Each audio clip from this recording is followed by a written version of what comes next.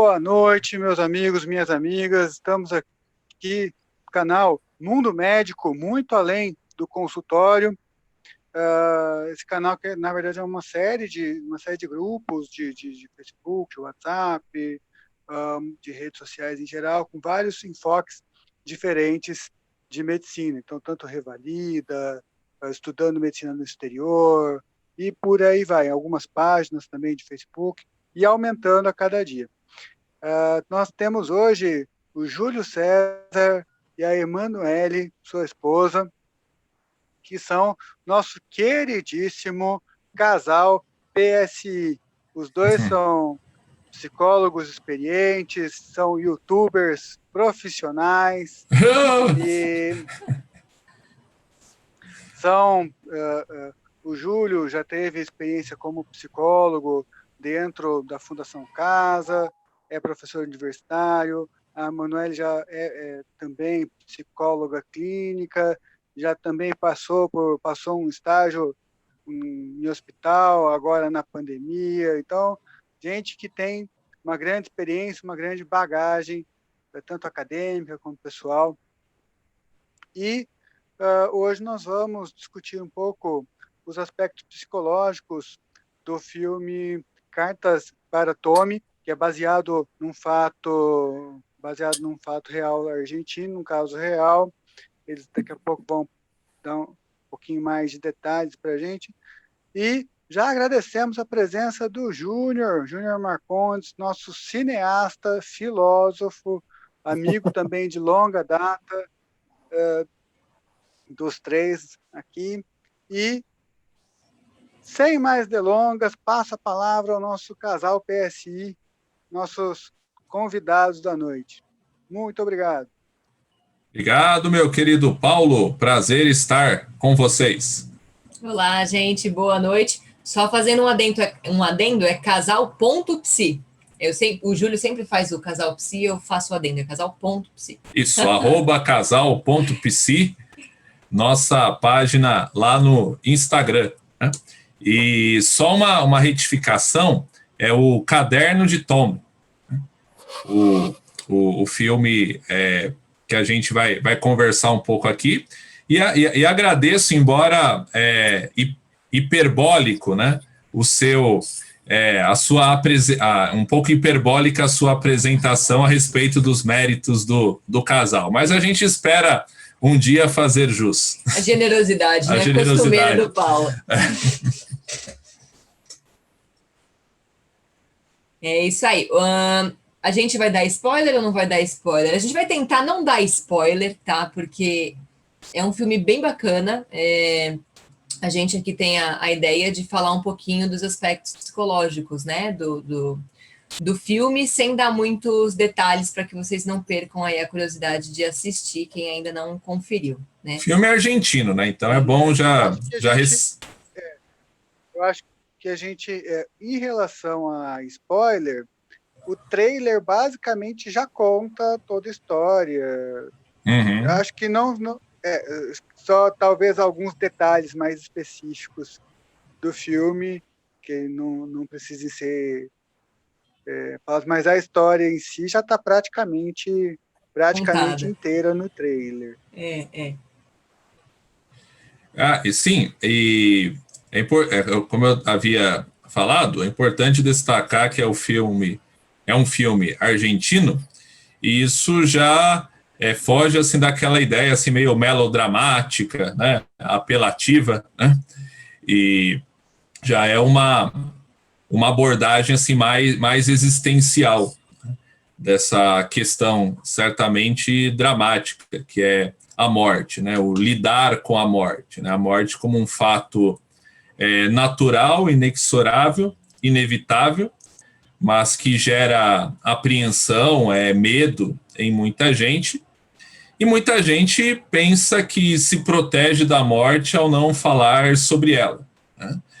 E o filme nos convida, né, a uma reflexão, né, e uma preparação para a morte, entendendo que a morte, né, ainda que ela possa ser avistada, né, num curto prazo, ela pode ser revolucionária, no sentido de ressignificar o nosso presente e eternizar a nossa memória. Uhum. E eu acho que está muito...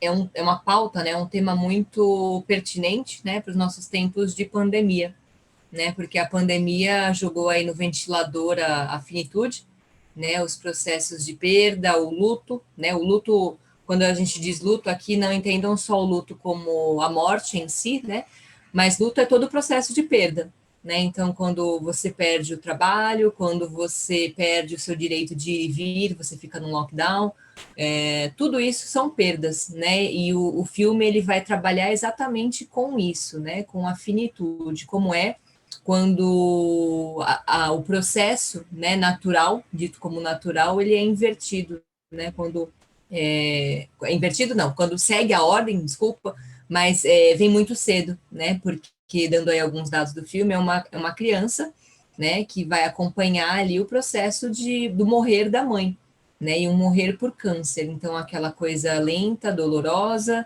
né, em que ela vai sofrer, e ele vai assistir, né, como uma criança, tentando entender o que é possível ali daquele processo de despedir-se da mãe, né, que é um processo muito, muito, muito bonito, né, eu converso muito com o Júlio, com meu esposo, do quanto que, assim, eu pessoalmente, né, nesses tempos de pandemia, tenho aprendido a valorizar toda oportunidade que a gente tem de despedidas, de encerramentos, né, e o filme, ele traz muito isso, né, quando ela coloca ali a solicitação, né, me traga um caderno que eu quero escrever para o Tommy, alguns flashes, alguns conselhos, alguns retratos, né, para que quando ele cresça ele possa entender um pouco melhor.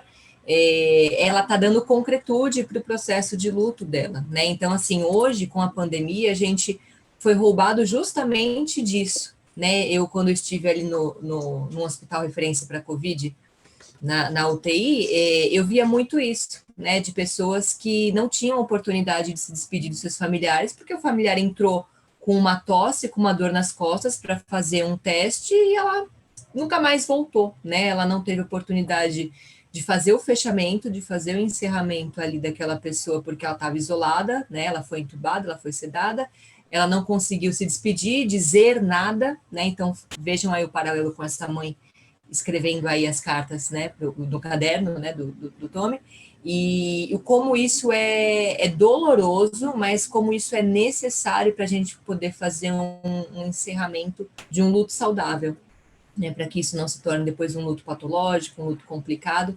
Então, assim, quando a gente vê esse filme hoje, eu vejo com outros olhos, apesar de doer muito, né, essa despedida, né, em vida, ela é muito rica, porque ela dá a oportunidade da gente poder fazer fechamentos e dar conselhos e fazer aqui, né, enquanto dá tempo.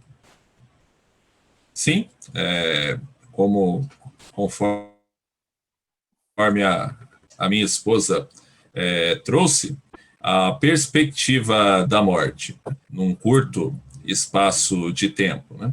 A resignação, né, e acho que é importante fazer uma distinção entre a resignação e a aceitação, a aceitação no sentido de conformação, né? Porque a ressignificação ela se deve à percepção de uma condição inalterável e inevitável, mas não significa uma prostração, né, diante da vida. Ela tinha um filho, né, de 3 anos, fruto de uma relação, né, de quase 2 décadas, né, embora o casamento tivesse poucos anos, né.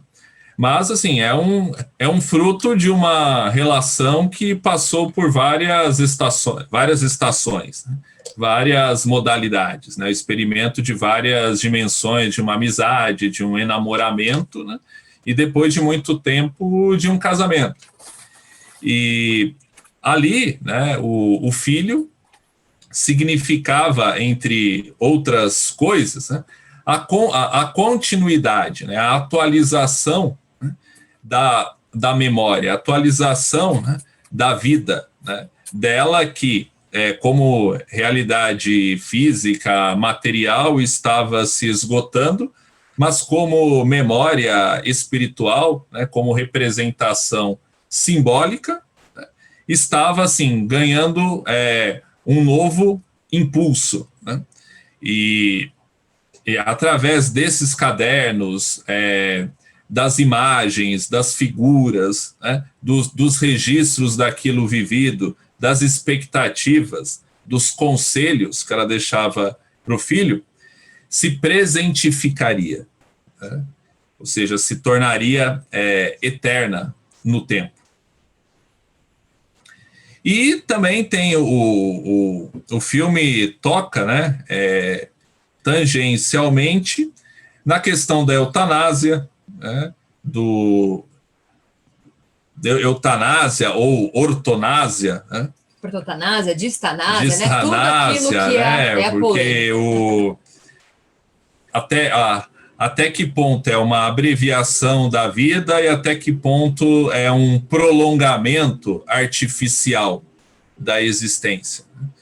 Esse é um tema bastante polêmico. A objeção de consciência. A diretora que não quer assumir, né, a eutanásia por se tratar de uma figura pública, né, uma arquiteta. Né? Vamos contextualizar, acho que só te interrompendo, desculpa, mas acho que um dado relevante aí para quem não acompanhou o filme. Ele tem um diferencial, esse filme, né, pela questão da repercussão que teve na mídia, né, porque a mãe, né, que é quem está no processo de Maria, né? Maria. Quem vou chamar de Maria aqui, brasileirar. Ela está no processo, né, de saber, né, que tá para falecer, né, aquele dito desenganada, né, e aí ela começa a twittar, né, ela usa aí uma rede social que é o Twitter para falar, né, sobre o que ela está sentindo. E aquilo começa a reverberar, começa a pipocar, né? A gente sabe que aí o efeito das redes sociais, quando você menos espera, o negócio cresce, né? E aí ela começa a ter muita visibilidade.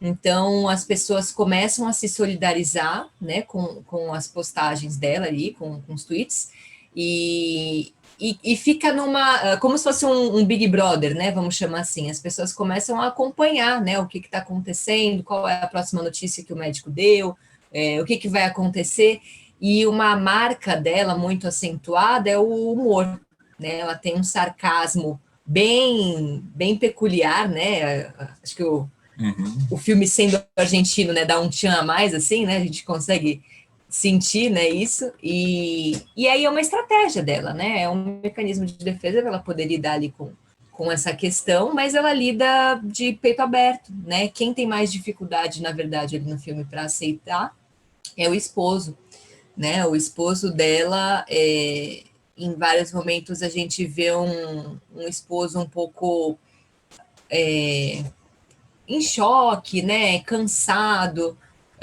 parece que ele que sente o baque, né, parece que ela vai lidando de peito aberto com tudo isso, e ele, né, o pai é que vai ficar com a criança, ele que tem uma cena, né, vou ter que dar um spoiler, Paulo, não tem como, tem uma cena que ele começa a dormir, ele pega um saco de dormir, né, e coloca, ele se esconde na hora que as visitas têm que ir embora, ele se esconde, né, coisa assim, e ele começa a dormir no quarto dela, né, no chão, e aí um dia até a enfermeira entrando lá para fazer um processo, né, com a paciente, tropeça nele, e aí ela fala, não, finge que eu não vi, porque ela entende, né, a importância deles estarem juntos, né, é igual aquele momento, né, dos paliativos, né, quando a gente fala de cuidados paliativos, né, o que vai trazer conforto, o que vai trazer um pouco mais de qualidade de vida para esse processo de morte, né, então o que vai ser bom, o que vai ser terapêutico, o que vai ajudar, não no sentido curativo, mas no sentido de trazer uma alegria, né, para essa pessoa, então entende-se ali, né, isso não é dito no filme, né, mas é algo que eu posso ler, né, do quanto que estar perto ali daquele marido dormindo no chão e o cara fica assim num grau que ele começa a não tomar banho, né? Os amigos, quando chegam, né? Tem uma rede, outra coisa, outro ponto que é bacana da gente destacar. A rede de apoio, né? A rede de suporte social desse casal é muito grande, então eles têm que até organizar ali as comitivas de fazer visita no hospital, porque tem muita gente que quer entrar ao mesmo tempo, né? Então tem que revezar uma amiga com outra pessoa que quer fazer a visita e tal. E esses amigos, né? Essa rede de apoio fala, cara, vai tomar banho, né? Chega de você ficar aqui direto, a gente está sentindo que você está mal cheiroso, né? Não precisa de tudo isso, mas ele quer estar ali 24 horas porque o tempo é escasso, né? E de fato o tempo dela ali está acabando, né? Então, esse é um ponto bem bacana também da gente poder destacar. Você quer falar da festa? Ter a vida, a morte como uma despedida, um processo de morte como uma despedida festiva da vida, né? Uma celebração a celebração de uma existência, né? Não deixa de ser um culto de ação de graças pela história, né? Daquela mulher entre os seus amigos. E ela usa a caveira do México lá, como é que é? Eu não lembro qual que é Ai, gente, desculpa, eu sou péssima para nomes. Aquela festa mexicana que tem as caveiras, sabe? Depois a gente recupera aqui. Dia de los Muertos. Isso, exato. Obrigada, Paulo. E ela faz disso uma festa, né? Um dia em que as visitas, né? Esses amigos vão lá para fazer uma festinha e ela pede para que façam, né? Esse Dia dos Mortos, para que ela possa comemorar, né? Esse processo em que ela está passando, e o pessoal decora com caveirinha, faz o gosto dela, porque é o que ela queria, né? Ela não tinha, né? Algo que a gente vê muito quando tem um adoecimento, né? Destinado para a morte, é que as pessoas elas relutam muito, né? Então elas têm a expectativa, né? Curativa até o último fôlego, né? Então assim são poucas as pessoas que têm esse desprendimento, né? Ou essa compreensão de poder organizar o que precisa, né? Então, poder fazer um testamento, poder chamar quem você precisa para conversar, para pedir perdão, né? Ter esse ponto é algo muito, muito, muito difícil, né? Porque a primeira coisa que alguém sente quando vem uma notícia de que você tem X tempo, né, até a sua morte é o desespero, né? É esperado, né? A reação de desespero, a reação de desorganização psíquica, inclusive, né, da pessoa não acreditar, dela colocar expectativa em medicinas, em tratamentos, não é porque esse médico não é bom, e aí fica uma saga, né, atrás de médicos que digam o que a pessoa espera ouvir, ou de procedimentos mirabolantes, né, quando eu trabalhava diretamente com reabilitação, né, com pessoas com deficiência física adquirida, lesão medular mais especificamente, tinha muitos pacientes que falavam, não, eu vou atrás do tratamento de célula-tronco, eu vou voltar a andar, né? Então, assim, mais uma vez, luto não é só o falecimento, mas é a perda de condições, né? Então, a esperança e a expectativa, né, às vezes também ela não é estritamente positiva, né? Então, a gente tem que ter um cuidado com o que move a pessoa para que ela se cuide enquanto isso, ou quanto isso é um processo de negação, né, da realidade, que evita com que ela faça esses fechamentos aí, como o filme mostra, né, que é bem bacana. Acho que destaca também o híbrido, né, de realismo, humor, né, e sarcasmo, né? Então, o filme é uma lição com você enfrentar a morte com dignidade, com beleza, né? É um filme também, né, que procura tirar aquela veste macabra, sombria, né, mórbida da morte, sem cair também naquela autoajuda barata, né, sem cair também na pieguice, né? Achei engraçado quando ela lembra de alguns filmes, quando ela lê algumas mensagens, né, e fala, eu preferia aprender sem passar por isso daí, né? Respondendo alguns tweets, né, das pessoas que interagem com ela. Você tá dando uma lição, um exemplo. Eu preferiria não estar, eu preferia não passar por isso para ter que dar uma lição, para ter que ser exemplo. Olha aí o Júnior, despertou. Que mais, gente? É isso, né? E eu acho que assim é muito válido a gente falar sobre isso. Existe, né, o conceito de educação para a morte, né? Que inclusive tem algumas linhas que dizem que a gente precisa falar disso, inclusive com crianças, que é uma outra tônica aí do filme, né? Do quanto que se esconde, né, das crianças sobre o que aconteceu, né? Então tem muitos adultos, né, que podem estar aí nos ouvindo que falam, não, ele não tem idade suficiente para entender, ele não vai saber do que eu estou falando, então fica num temor de contar para a criança que alguém, né, morreu, então usa uma linguagem que não é apropriada, o seu vô virou estrelinha, e o seu tio, né, usa essas metáforas que não são indicadas, né, tem materiais, né, na internet vocês encontram uns materiais bem bonitinhos e bem bacanas, né, de como falar sobre a morte com crianças e que a gente precisa dar o nome real, né, então, pessoa, ela morreu, ela faleceu, ela não está aqui, né, por mais que a criança, né, no caso aí do filme, é uma criança bem pequena, de 3 anos, ele vai entender do jeito dele, né, porque a criança, a gente não pode deixar de contar a verdade, porque ela vai sentir, né, em casa o que aconteceu. Então, assim, eu não vou contar porque ela não vai aguentar. Não, quem não está aguentando é o adulto de saber que uma criança vai ficar sem alguém que ela ama, né? Então, a gente evita de falar isso para a criança e tenta protegê-la, mas a criança, ela sente, né? Ela sente que tem alguma coisa diferente, que estão escondendo, que estão demorando muito para falar algo, que fulano nunca mais veio em casa, e isso vai dando margem e elementos para que a criança não sinta confiança naquele adulto, né, que é a primeira referência, né, então, se você quer o bem dessa criança, sim, conte a verdade na linguagem da criança, né, deixa ela tirar as dúvidas, né, esclareça de que sim, essa pessoa não vai mais voltar, né, ela morreu, né, eu tive já, né, experiência também de trabalhar né, pessoas com deficiência intelectual, que também segue a mesma linha, né? Então falaram para o paciente lá que o pai virou estrelinha.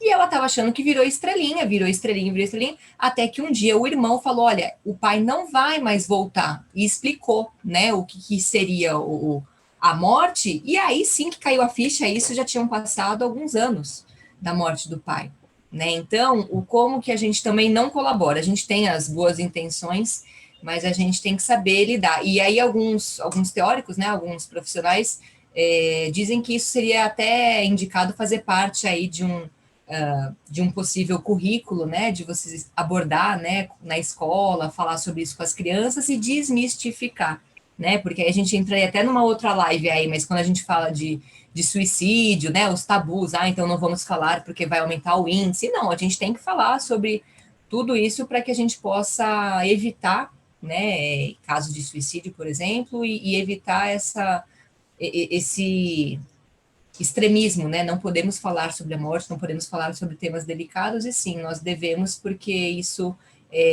faz parte do processo da vida, né? Ninguém quer passar, por isso que a gente não fala, mas a gente precisa ter a coragem de enfrentar, porque senão a gente está aí no mundo pandêmico e aí isso só vai complicar cada vez mais a nossa vida, né? Então a gente só vai poder falar então quando isso bater na nossa porta, é aí que a gente não vai estar preparado, né? É isso aí. É isso.